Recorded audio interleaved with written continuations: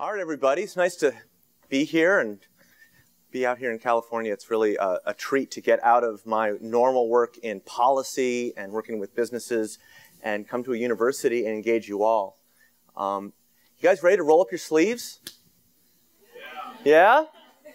Okay. That's what we're going to do. You're going to roll up your sleeves. The professors and speakers this morning laid out a huge challenge, right?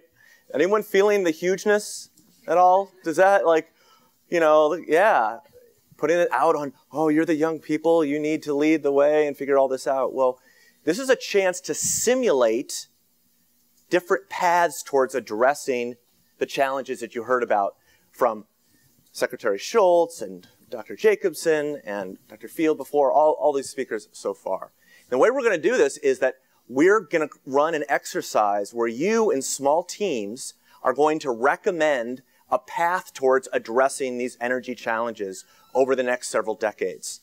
We're going to break you up into teams of 5 or so, and then you're going to have this computer simulation where you're going to test various scenarios. Some of the approaches we just heard from Dr. Jacobson, perhaps some of the things that Dr. Schultz was talking about. All these different approaches you're going to put into a simulator and see what would the implications be. And you're going to get a chance to make your pitch first to your peers and then to a group of stakeholders who are going to judge and pick, this is the proposal that we like the best. So that's the general flow of what you guys are going to be up to over the next couple days. My job today is to lay out your challenge and to give you this simulation tool that you're going to use in order to gain some insights into the long-term implications of whatever strategies you pick. Okay? That's the big picture. But first, let me say a little of what I'm going to do right now.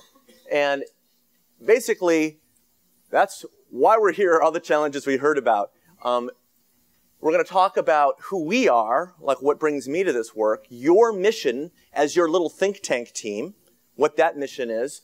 And then I'm going to show you how to play with the simulation. And this is going to be on your computer. You're going to be putting numbers in there, kind of like a computer video game.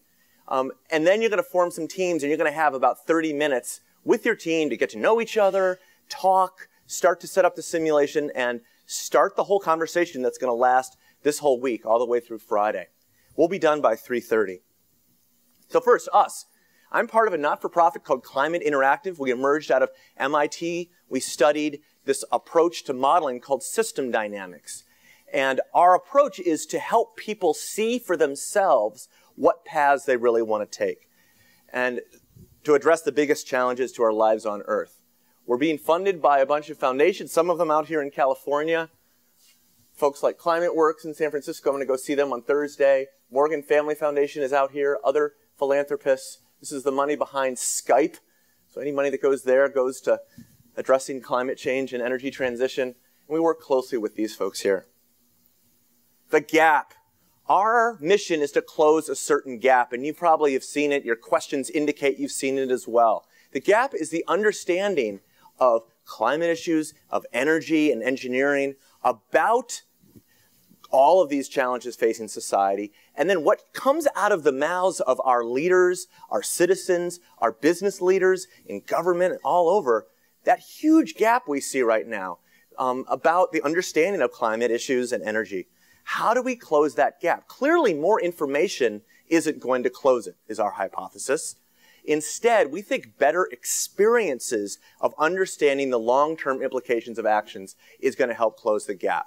That's why we set up simulations like what you're about to experience. We think you need to chew on things, roll up your sleeves, and see how various policies will play out in a simulated environment. That's the gap we're really trying to close. The way we close it is we think we need 2 things. We need really grounded models. So when we have our model like EnRoads, EnRoads was a model that was used by the US State Department and by the Chinese government and checked out and reviewed by all these different scientists. Dr. Stephen Schneider here at Stanford, now deceased, was one of the lead reviewers on our model, EnRoads.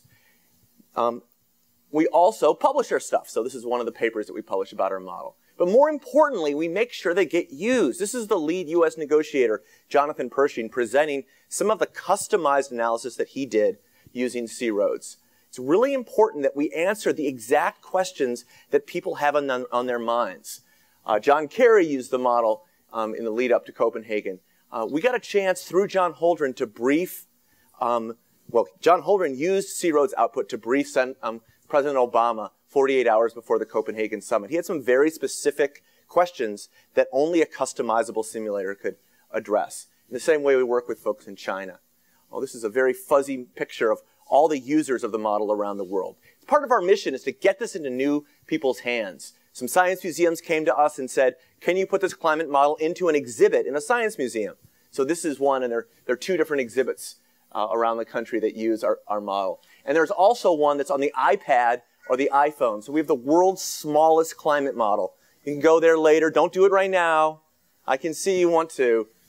Go Climate Pathways. It's the world's smallest climate model. You wipe your finger, and then you get to see over the temperature over on the left. It'll calculate, given a certain trajectory, what the temperature will be. So write it down. Go. It's free. It's kind of fun. Play it with that uncle of yours who you're always talking with over dinner about climate science. So the point is, how we close this gap is that we get analysis into people's hands, not as just graphs and numbers, but as experiences that allow us to test for ourselves what needs to be done. All right, you guys are pioneers in that this is the first time we've taken this EnRoads model I'm going to show you. We've been using it and putting it into the hands of folks other than us. All right, so for about a year now, I've been going around and working with business, so a lot of corporate people out of the energy sector. Gosh, I was in DC maybe about a month ago, and we had a group from BP and GE and Toyota and some of the French nuclear companies, a group of about 40 people doing simulations in this model, but they do it for business strategy. Or we're in DC working with policymakers. This is the first time that I haven't had my hands on the mouse. So we've been working with the team here to try to get it ready for your hands to be on the mouse and you to make the changes. So I welcome you as beta testers to some degree, and so we welcome your feedback, but also your patience as we work through you guys actually using the simulation. And one thing that's really critical about it, you've probably heard of a lot of the integrated assessment models or the energy models that are out there. The part of the EMF, the Energy Modeling Forum, Professor John Wyant is here, who's the head of the EMF. There are many disaggregated, important research models that they do research and they publish papers to have results saying, here are paths into the future on energy. Our goal is a little different. So I want to distinguish the kind of simulation that we're trying to be. It's really a rapid, broad brush, rigorous overview of the dynamics to support strategic conversation. So when you see it, think of it differently. We're really trying to help you understand what's going on in an interactive sense. You'll see it runs very, very fast. As a result, we made it very, very small. That'll have implications later. We want to complement those disaggregated models as opposed to take their place. This is a different kind of model. All right. Hopefully that was the rest, all the lecturing I really need to do. So we're going to start this competition. And here's the deal. You're going to be broken up into these small teams, and you're a small think tank making recommendations. Here's what I think we ought to do about the global energy challenge. Perhaps thinking of it as addressing what Secretary Schultz laid out. It's like, here's the challenge. It's in your lap. What should we do about this? So you're going to have 4 judges. And actually, this is changing. This is the one that is going to actually change because we're thinking about exactly, it might be actually different than this. The main idea is that you have 5 criteria you're trying to meet with your global recommendations on energy strategy. 5 goals. Help the climate as much as you can. Don't trash the economy in the process. All right? 3, fair for the poor and the rich. 4, minimize the non-climate related environmental effects. We just heard Professor Jacobson talking about a lot of those. And then 5th, it could happen if human civilization, if we're all at our best. Okay? It's a little aspirational here. We're not saying, oh, it's likely. This doesn't say likely. Okay? So when you're in a group and someone says, that'll never happen. No. It's not like, will this ever happen? Is it likely? But is it viable if we're at our best? Okay? So get to be a little aspirational. Don't be too realistic, but be somewhat realistic. So here are your 5 goals.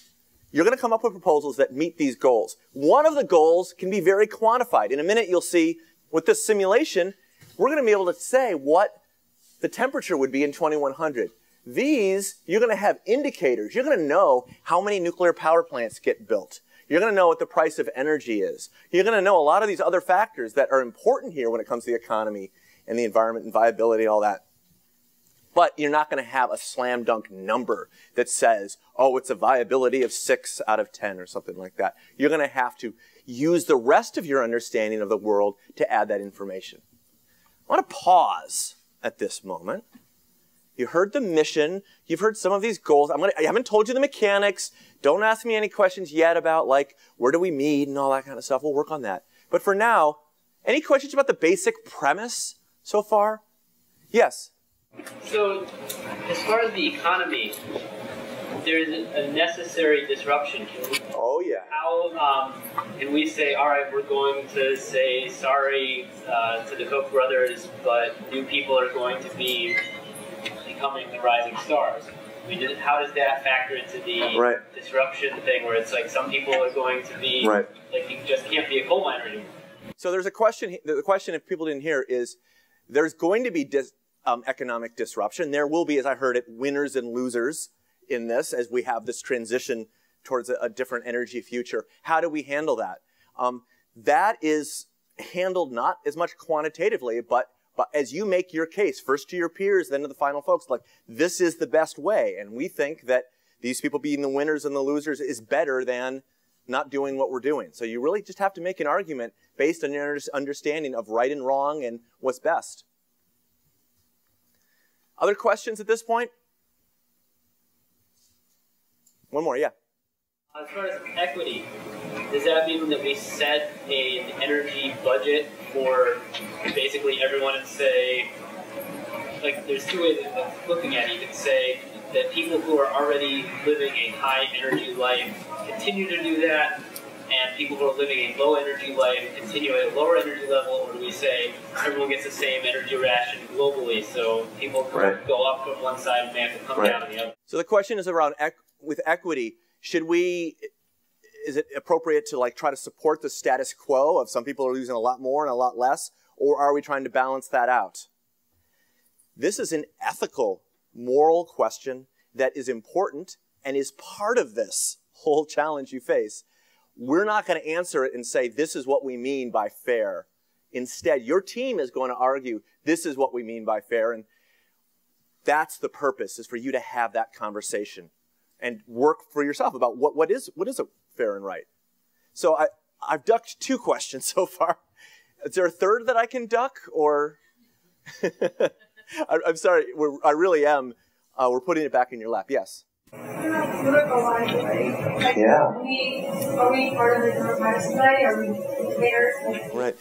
What about political viability? Are we part of a dictatorship? Are we part of a democracy? This is a global model. Squint your eyes at the world, take it as it is, and say, here it is. We have countries that are run this way and that way and that way and that way. And then think, okay, what would happen if human civilization, not the United States, mind you, or not just the US and China, but everybody, what if it was at its best? What do we think could be possible? All right. What you're going to have in the simulation, and I'll show it much more closely, you're going to be able to change some very concrete things in this engineering systems model. Fuel mix, energy efficiency, GDP growth in the short term and the long term, other greenhouse gases like land use, methane, N2O, and others, and policy, carbon policy. All the specifics are in a document that you'll have. Don't pull this out yet. Actually, why not pull it out? You'll see in your package, you have something that says Guide to the Control Panel. You see that document? It says Guide to the Control Panel. It's in your packet. This is a short list. The long list is this. These are all the different things that you can change when you make your proposal and when you run the simulation. So take a look at it. That's going to be a resource, particularly for the person who really wants to get under the hood and understand exactly what all the different levers do. These are all the different things you can change. Here is the rough schedule. There's a more detailed version of this in a second document, which is called the mission. It says World Energy, Climate Interactive, your role, your mission, and it has a schedule in it that's very specific. Here's the big picture of the schedule. Today, I'm just going to show you how to work the simulation. You're going to get your teams together and meet each other, talk about how you're going to go about this, talk about roles. That's what we're doing today. Tomorrow, you're going to have a big chunk of time, 11 to 1, I believe, where you're going to sit with your team, maybe up there in the sun under one of the umbrellas, and you're actually going to be running simulations. You're going to say, hey, let's try more nuclear. Let's try a carbon tax. Let's try this or that or this or that. And you're going to be doing simulations, coming up with different scenarios. There'll be a team of me and others who will be here to help you if you get confused about what's going on. That's your big working time. Then on Wednesday, between that time and Wednesday, you'll prepare a single PowerPoint slide. And I'm going to show you later about what the format should be. But it is going to be the full audio-visual presentation that you have. One slide. You're going to present it to a group of peers. So there'll be a group of other think tanks, and you'll vote on each other, and you'll decide which is the best of all of our little group. And then on Friday, you're going to present to the judges. And then you'll present to them, and they will evaluate your presentations, and then someone will be chosen as the winner. Of the finalists from Wednesday. Do you understand? This is a semifinals. Everybody gets culled down to 6-ish? 4. This will be culling down to 4 on Wednesday. The 4 finalists will present to the judges, and then they will pick their favorite. All right? So we got a little element of competition here, but I hope at the core of it is an element of discovery and interactive learning, where you get to talk with each other, have some of the difficult moral questions that the gentleman in the back was bringing up, but also get to play with a fun tool. Okay, I'm now going to start showing you about the simulation. Any last questions? Actually, there was a moment in here when I was going to point to Sunny. Sunny, was there anything? Yeah, you were going to add. Was there anything you need to add about the mechanics of how this week was going to run at this point, or? Not the mechanics, but I do have a printout for the judges' statements that I will give to each team, so you have an idea of what they're looking for. Great. Any other questions? Knowing that you will learn more about how exactly where your presentation is going to be in the slide and all that kind of stuff. Okay, we're going to shift gears.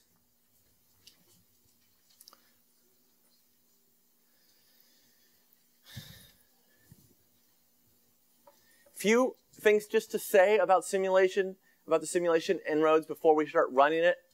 Underneath what you'll see in the interface is a high-order nonlinear differential equation model about the mechanics and the dynamics of the long-term energy transition. And in it, things take time. We heard Professor Jacobson talking about commercialization delays and permitting delays. That all exists here. There are non-electrified end uses that can be electrified. There are feedback loops where success builds success. The more renewable energy you have, the more learning you get, and the more costs come down, and the more that costs come down even more. Same with nuclear, same with coal and gas. There are also constraints. Rising costs and scarcity of materials put limits on the pace of growth. There are physical constraints. Coal, oil, and gas resources are limited. Space for photovoltaics are limited as well. And supply and demand are linked. Of course, energy demand changes if energy prices change. So there's some links there as well. Okay, I'm going to switch over and go to... All right. Let's see, Andrew, if I get it. Oh, I got it. I did get it. No, I didn't get it on my screen. Can I move this over there to this guy? You wanted the model? I think I wanted to just mirror. Drag it. Oh, yeah. If you do a mirror, that should work. Could you mirror me?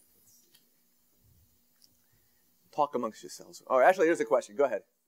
So I have this conceptual issue in my mind which just keeps coming up. So it looks like you want us to act as if there was one model which everybody agrees with, right?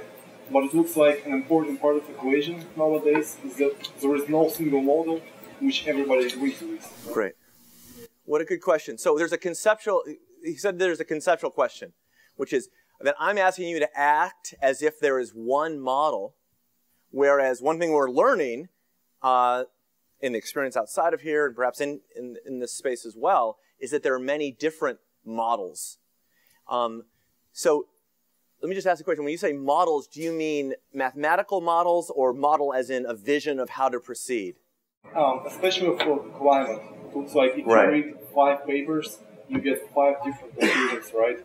And like one paper says it's going to increase, the other paper says it's going to decrease, and they they're all answering the same question. So how do we handle the fact that he has the perception that there are different climate models and so that have different conclusions, and I'm asking you to just work with one here. So basically, I think you're right. I'm asking you to work with one here for this exercise. And basically, you have to have the confidence that we've calibrated it to the IPCC models, the suite of models called AR4, and that it matches the IPCC. So one founding assumption of this is that they did this right and that what they're saying is basically sound.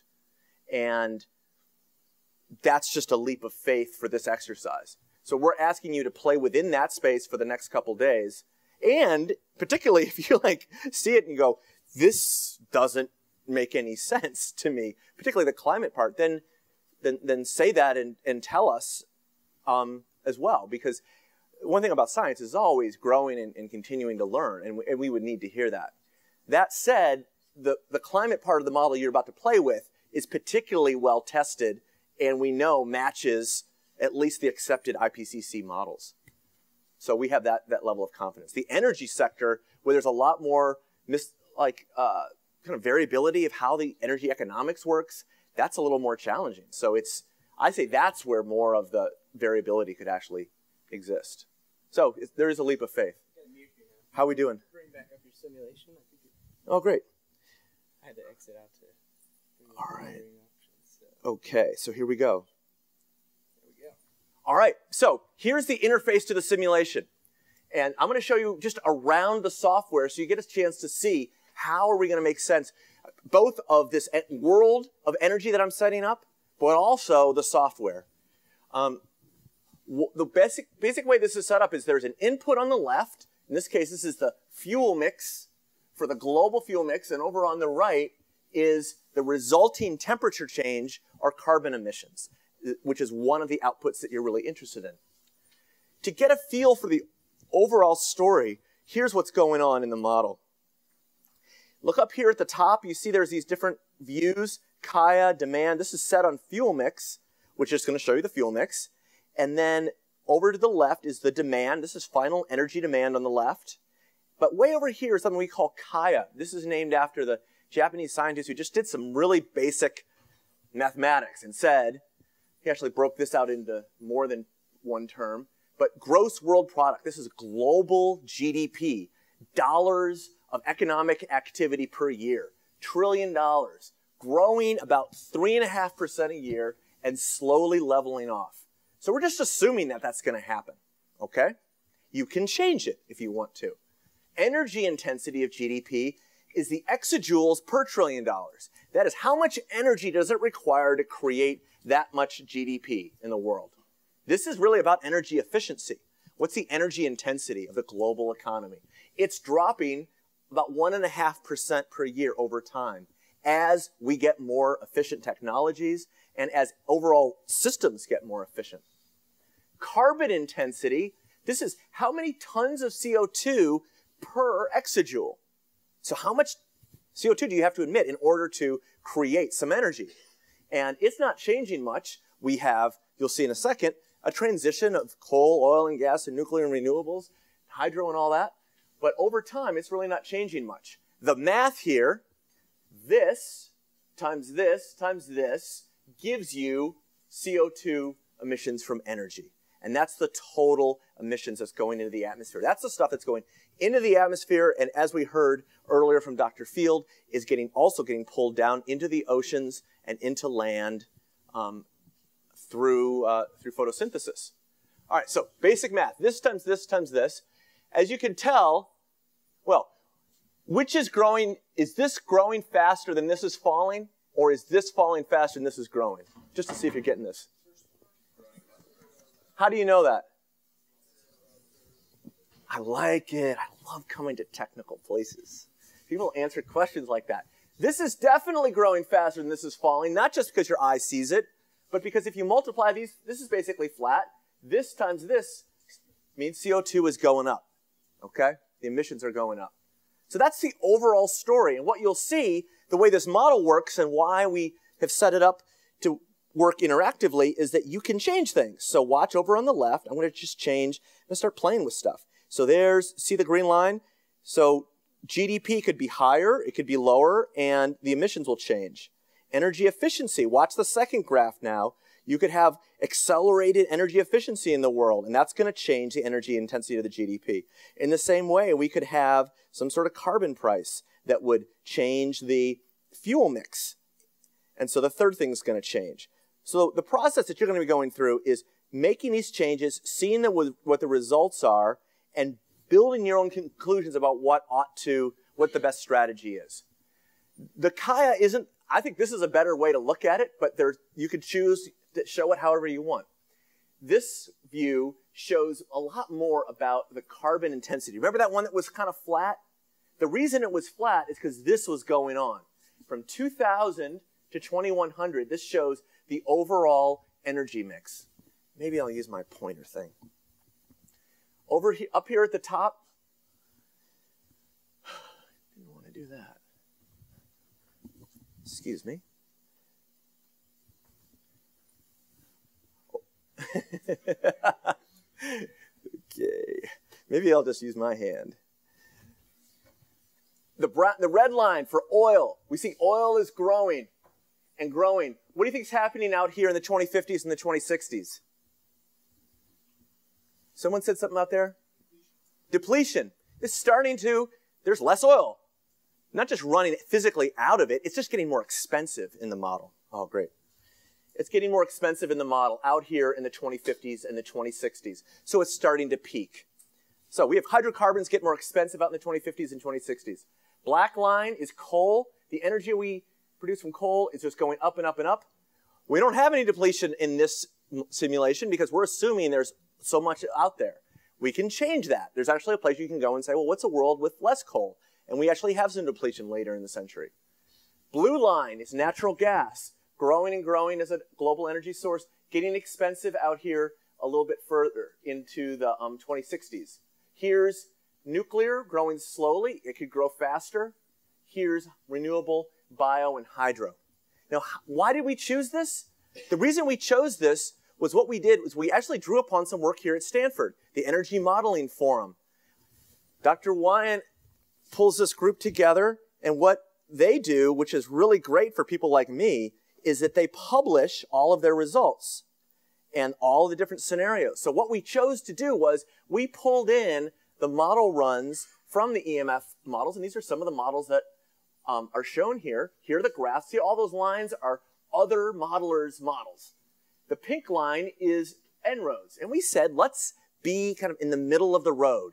Let's not be on the fringe, either high or low. So when it comes to our GDP assumption, there's our model right down in the middle.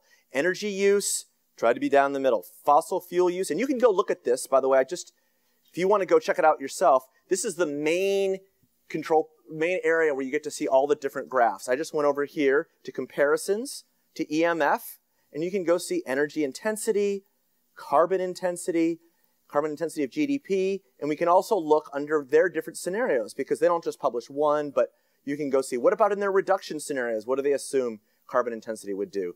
And the same thing for all the different sources, for coal, oil, gas, bioenergy, etc. So that's how we build some of our confidence in this business as usual, reference scenario. So here we have one story for the fuel mix going into the future, and we also have the demand, which is just that GDP times the energy intensity out into the future. What that gives us is the overall emissions. And you saw that graph of emissions earlier. Look over on the right here. You see this little button? You can toggle between emissions and temperature. Temperature is the one you've been looking at, where here's global temperature using that climate model that I talked about earlier, growing and growing. Here we are, about here around in this area. We're passing the red line is 2 degrees. We'd pass that and go up towards 4.5 degrees by the end of the century. We can also look at it as emissions right here to see what would the emissions be. Global emissions of CO2 growing, and then the goal is actually a corridor. You see those 2 red lines? The goal would be to get the emissions curve to bend down into that corridor. That would indicate a high likelihood of keeping temperature rise to 2 degrees. So that's the basic setup on the top. On the bottom, what we can do is change a variety of things that that you all might care about to put in your proposals. Some of them are universal. Carbon policy around emissions price, a performance standard that you can read about in a minute. Energy efficiency, where we change the energy intensity of new capital. That is new cars and new power plants and new appliances, all sorts of, and buildings. The energy intensity of that new capital. You could change the GDP growth. Land use and other, red is deforestation and land use. Other gases are methane and N2O and the F gases. We can also change over here 2 things. A price or a subsidy for coal, oil, gas, renewables, new tech, biomass, or nuclear, or some sort of breakthrough. At one point in time, say there's a breakthrough in photovoltaics that brings the price down a lot. So given all that, just to see how this works, what's one thing? Let's just try something. And this is mostly we're not going to hash out the whole story of this policy as much as what's something we could try just as something to get us going to see how the software works. What would be an approach? We're going to do things one by one, not a whole combination of things. What do you want to try? Carbon tax. So the way you would do that is and I'll show you the mechanics. When you get the model, it's going to look like this. What you do to run it is you go to this area at the top. It says test, but why don't we actually type in carbon tax? And do you have a number in mind? You'll see there's suggestions there in the reference guide of what Australia chose before it was repealed, and then European Union, what is there. Because sometimes it'd be good to say carbon tax of some number. Anybody who tracks carbon taxes have a number that they want to try? Dollars per ton CO2? $10. I heard 10, I heard 50. Just because I want to see it higher, I'm going to go higher because then you can actually see it a bit more. But we'll try both. So this is going to be carbon tax 50. So what you do is you hit, I'll stop it again. See this little running guy over here? There's this little dude who's running. He's got lines behind him. When you hit it in that mode, what happens is the model is going to, anytime you move a slider, the model runs very, very fast. So you get to see immediately what the implications are. So you hit that little dude, and then you go down here to the slider, carbon policy, emissions price, and then it's a good way to learn is before you hit it, think in your head. This is not a pinball machine. Don't use it as such. Think, what would a carbon price of $50 a ton? What's my mental model of what that would bring us? And talk to the people on your team. Think about, and particularly this over here, with your temperature change. Is that going to close half the gap? A third of the gap? A tenth of the gap? The whole gap? How much do you think? That's the way you learn from simulations in this kind of mode, is you mentally simulate your mental model. You've got a model between your ears you're using. Run it before you run this, and you're going to get something out of this experience.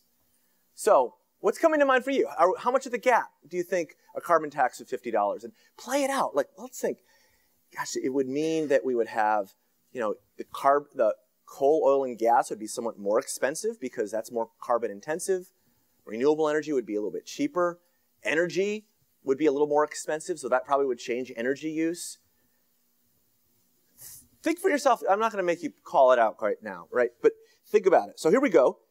And then you get to watch the sensitivity to emissions price.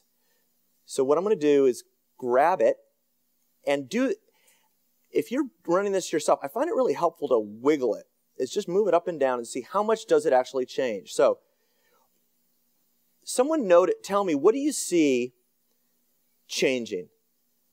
Like what color lines? Someone call out, what color lines are moving? The black. Black is going down. Why is that? That's coal. And it's going down the most because the carbon intensity of coal is the highest of them. What else is moving? We have oil, and red is coming down as we move it up to 50. What else is moving? The green is going up. The purple or the pink is going up. What are the purple and the green? Or the pink and the green? Yeah, so this is some of the promise when it comes to nuclear and to renewable energy of a carbon tax. It's making it more valuable to invest in those. So we're getting investment. It's taking some time, though. Most of the changes you're seeing are out here. So there are these long delays. Why are there delays? Why does it take that long to actually see an effect on the fuel mix? Because plants have long lifetimes. Exactly. So it's not like just because nuclear and renewables are cheap one day, suddenly, whoop, there go, the high fossil fuel intensive fuels and in come the low fossil fuel intensive. Right? You've got these things that last 10, 20, 30, on average about 30 years. So you've got this embedded infrastructure that sits there. And also, just because it's cheaper doesn't mean that you don't keep building the coal, oil, and gas. A lot of countries are going to build it for energy independence, for sovereignty. They're just going to keep building them. So we have a lot of that going on. So let's see. Here we are, and I landed at 51. I'm going to click over on the right side of that little arrow, and this is where you can actually get very exact, because you didn't say 51. You said 50. Here's 50. Let's put 50 in there, and that'll change just a little bit. So there's your $50, and how much did it change? Temperature changed about ½ degree by 2100. That's good. This is a better, somewhat cooler world. Why is it cooler? It's cooler because emissions went down. And they went down pretty significantly. Look at that. All that we cut out with emissions were doing that. They went down, and so they've just about leveled. And if you want to go see if you like concentration as a better way to look at it, you climate folks, you can go look here and see. Over on the right on impact, it says CO2 concentration. You can see whether it's going up to 700 parts per million or 650. CO2 equivalents. There's lots of different ways to look at this. And if you want to see other thing that's going on, how many nuclear units get built, for example. You can see every year how many units. Here's the green line is the new run. Here's the old run.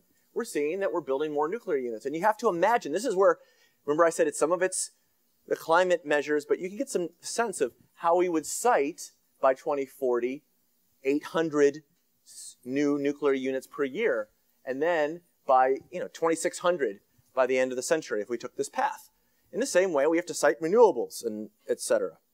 So this gives you a little bit of other information about this one scenario that we've just chosen. Why did we get that impact? It's helpful to go back to Kaya. When I get stuck, so when you get stuck of like, why did this go on? You can see the result. Instead of this flat line, we see this carbon intensity of final energy coming down. That's the fuel mix changing. Why did this come down here? Why do you think the energy intensity fell faster? Wait, say it again? Coal and gas are very energy dense and we're using less of them. Coal and energy are very dense, we're using less of them. The energy density of coal, that would all show up here.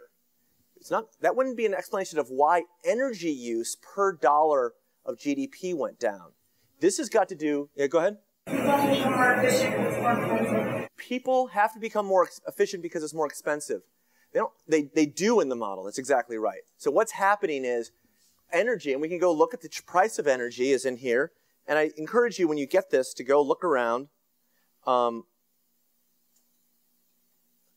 So here we have overall cost of energy. The green line, we have a slightly higher cost of energy. It's a little bit more expensive. That sparks people getting a little bit more efficient, a little more incentive to have a higher MPG car or to have more efficient end use of your electricity in industry all around the world. So that is one impact, and that's why we see the overall energy intensity falling.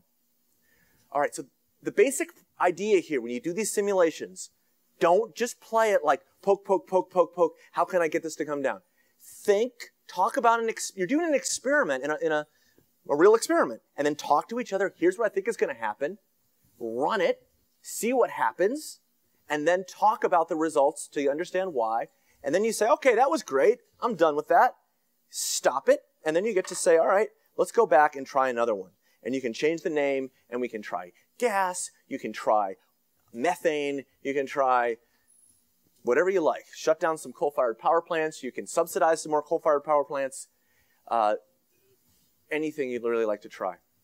Yes? Where is population in the model? What a good question. Where is population in this model? Population is conflated here. In fact, we have another version of the model that breaks out population and GDP per capita. And you could actually look at the difference between the two. Our focus here is more in this area, so we put the two together. Yes? Yeah, another really quick question. Earlier on, oh, sorry. No, you're up and then over here. Okay, earlier on you mentioned the supply and demand equating.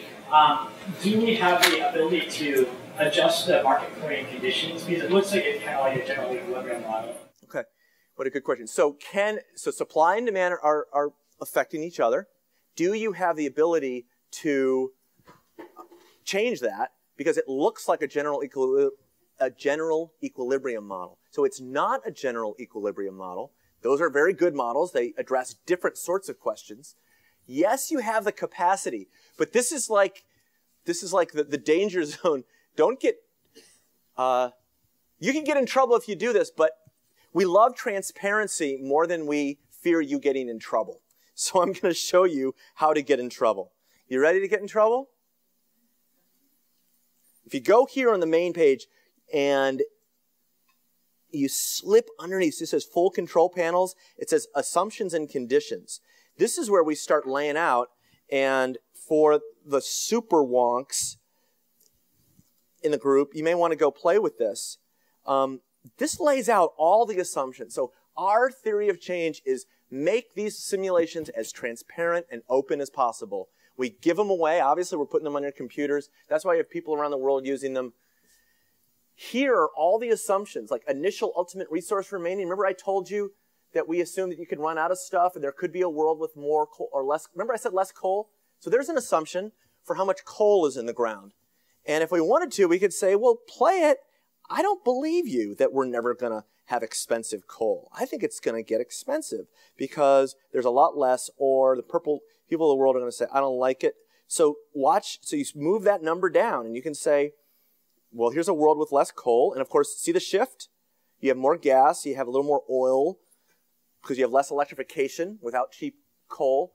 So you could test many things. So if you look under here, there are a lot of different things you can change. The progress ratio, actually this is kind of cool for people who like thinking in feedback. The progress ratio is one important factor in the simulation. Let me go over here and pull that up. It's actually, excuse me a sec. Some of the important feedbacks for you to understand that are in the model.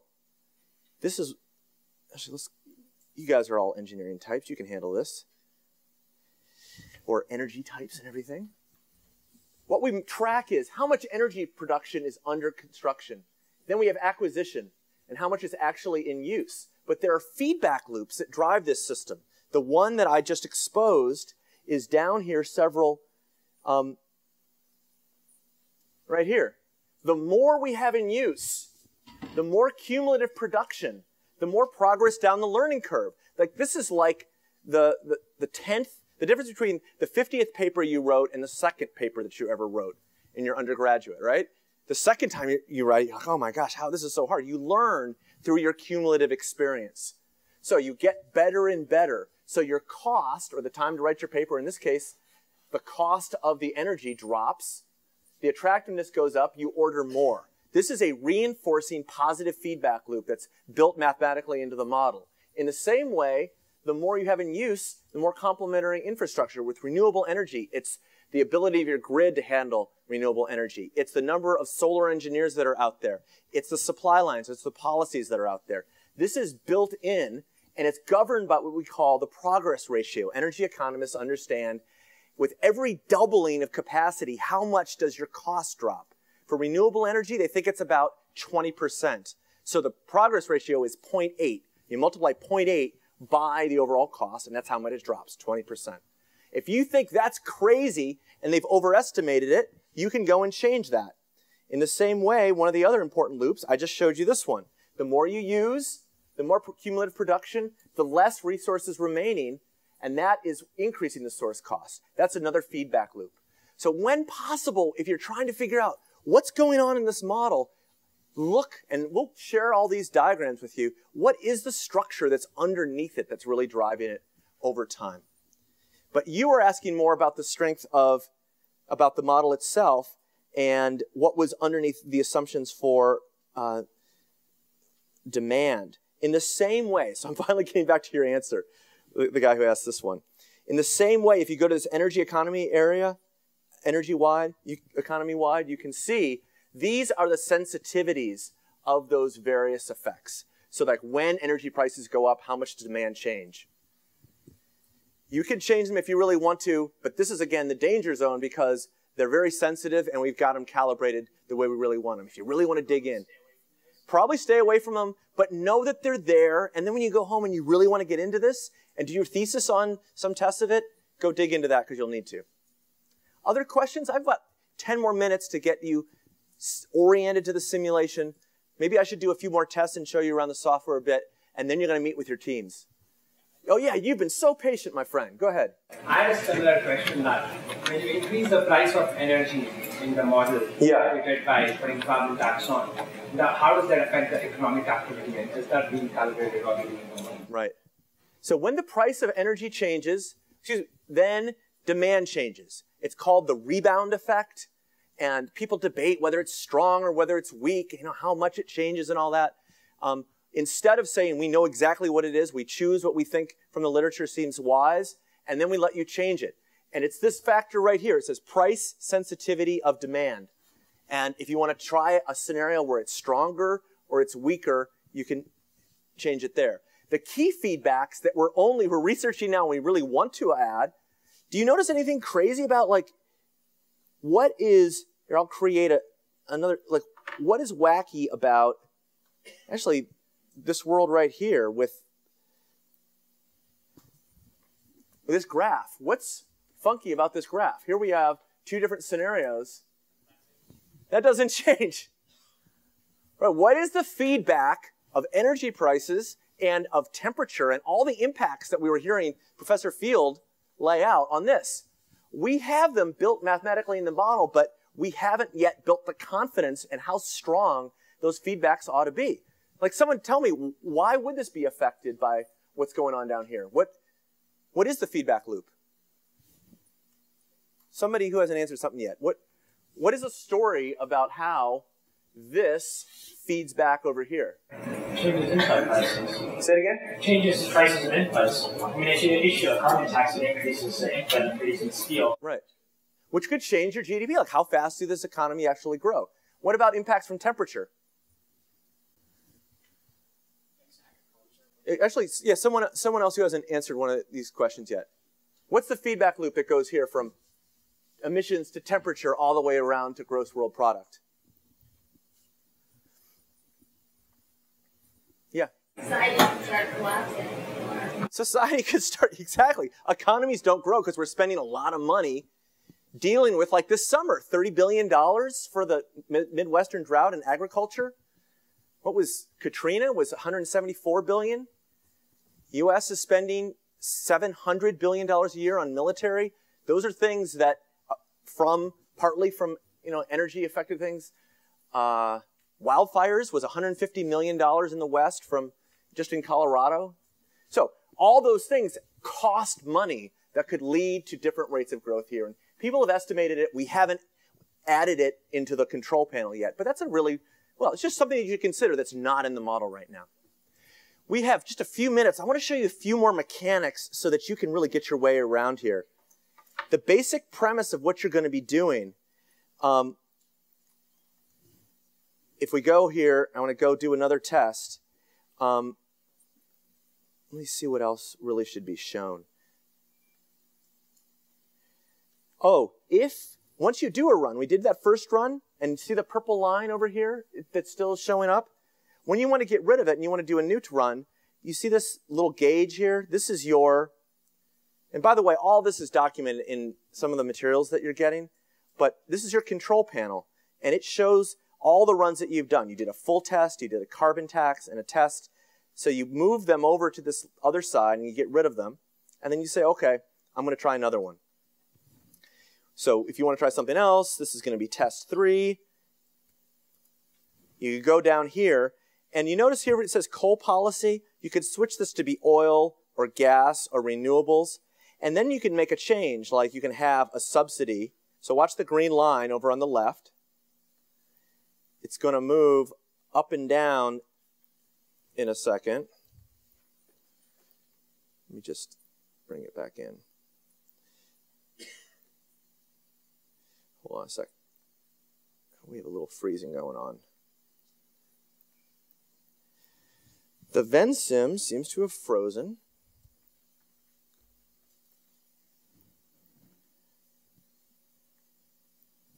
It froze.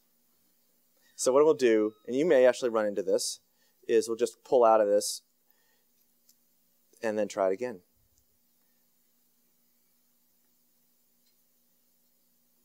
So I'm going to go down, and when in doubt, go and open it again.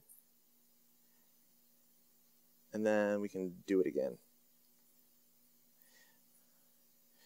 So the way that we do it, again, is click on the name, give it a new run. So this is going to be test 3. Test 3. And then what you can do is any of your energy sources, we either have a price or a subsidy. So we move it one direction. Okay, you see I'm moving down towards there being a price or a tax on renewable energy. You move it this direction, and there's going to be a subsidy. You can check out what that effect would be. Or, if not a subsidy or a price, you can have a one-time breakthrough. That is, imagine some breakthrough in some new in the technology like PVs that isn't just a gradual drop in the price, but a one-time 20 or 30% drop. So in this case, here we are over here, and we say, let's imagine that there was a one-time breakthrough in renewable energy. So watch as that drops and the green line grows up and up and up. That would be simulating some breakthrough where PVs get really cheap, for example. And you can see what would happen and then what the results would be down here. So any last questions just about the mechanics? Tomorrow we're going to have the time where you're going to be playing this. You can ask us questions about how to run things, and you have material about that. Yes? Yeah, so it looks like for any parameter which we can change, we have some range within which it's allowed, right? That's right. Somehow go outside of the range. So the question is, it seems that for every parameter, there's a range that is permissible. Can we go outside of that range? So what we've done is we've put this within a reasonable range. So this goes up to $100 a ton, but why not try 150 or something? The way that you do that is that you can, but again, one thing to know is like, we're not going to stop you from putting in crazy numbers, okay? It's part of the art of using a simulation well. And of course, you're going to have to say to your peers, when you say, I have a $300 per ton carbon tax, and they kind of laugh and they don't vote for your thing, because you're going to have to pass the giggle test with all of these, right? Viability was number 5 of the goals. But that said, try it. So you can type in here 300, and this is a good extreme conditions test. Oh, I'm kind of scared to see what's going to happen. I have not tested $300 per ton, but, well, there it is. What happens? $300 a ton. There's the coal industry just turns over. Oil, gas. I missed that. Why does it use a lot more? Why is it right. In this case, the economics is favoring renewables. Oh, because I also, remember I had the breakthrough? We've still got that breakthrough. So this is a combination of $300 a ton plus really, really super PV breakthrough in the technology. So this could be another scenario that you try. Remember, there are many other things that are here that I haven't shown you as much. And just to give it a little wiggle, here's Brazil and Indonesia and reducing deforestation, methane over here. Look at the effect on temperature from getting rid of methane. Many other things that you could look at. Drew, I want to clarify one thing. Please. It might be misleading. You can put in your own number, but I think some of the sliders are not within a set range that's reasonable, right? That's right. Some of them go beyond what might be reasonable. Yeah, sure. Yeah, so like things like, and the word reasonable is tough. What's reasonable when it comes to GDP growth? This is showing you negative GDP growth or incredibly positive GDP growth. So you really have to bring your judgment to bear. And in the guide to the control panel, there are many tips about, what other people think the numbers really ought to be. But we're really putting this over into your hands. I'm not telling you this is what it ought to be. You're going to have to make the case. And ultimately, what you're coming up with is your combination of sliders that says, here's my path of how I think we're going to meet 5 criteria. Address the climate challenge as much as possible. Don't trash the economy. Make it fair. Make it viable. And the 5th one that I can't remember. Someone remember, what was it? Equitable. No, I did say fair. Viable, climate, economy, viable. Oh yeah, the non-climate related environmental effects. Okay, because there are other things like air quality and water and other things that we really care about. Okay? I have time for one last question, and then we're going to get you in your groups. Yes, ma'am. On the equity point, when it talks about global GDP, I guess we're making this model is going to help us specifically for both GDP and temperature change. It could be that the overall average goes down, but that is not going to be existing. Exactly. So the question is about equity and the fact that it shows global GDP, but doesn't show you anything about where or who's making all this money. So this doesn't address that. So you'll have to make a case when you make your presentation of like, oh, this is my plan and this is how it addresses equity. I think that this plan is better for equity because. Okay. So can you show the slide yet? I haven't shown the slide. Do you think that would be helpful at this point? Sure. So the way that you're going to present your final results is that you're going to make a slide.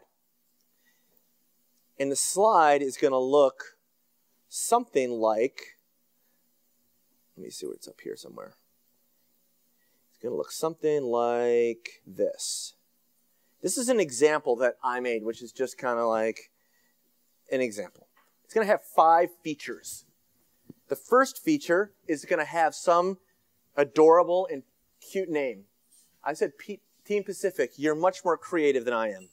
So have your team name, then it's going to have a pithy little name of what your strategy is. And this one was basically nukes, tax, and GDP. That's what this group was going to say. But yours could be whatever you want it to be. Renewables and methane. So some pithy name, and then your listed recommendations, which the specific settings. So this has an emissions price of $1.87. It's very low, starting in 2080. Nuclear subsidy, other gases 0.4, GDP growth short term, boosted up to 5% a year, renewables in red. So these aren't realistic, but you get the basic idea. This is my plan. And then over on the right, you get to choose one graph that you think is indicative of your plan. There are like 200 graphs that you could choose from here. Pick one that is going to represent you. Now, mind you, and also you get to put in the 2100 temperature increase of what that result was. And you'll see that there's a way that it's very easy to get that number. There's going to be a lot to your proposal that's not going to show up on this graph. You're going to make a presentation. You're going to talk about how great it is in other features or the trade-offs that you made. But this is all the information you're going to get to present. To summarize, here's the template on this back here, which is your team name, your pithy version of your strategy, your recommendations, your graph, your temperature. Those are the 5 things. So the real basics, just get those 5 things in there, and then the rest of it will be up to you to be convincing as you make your presentation.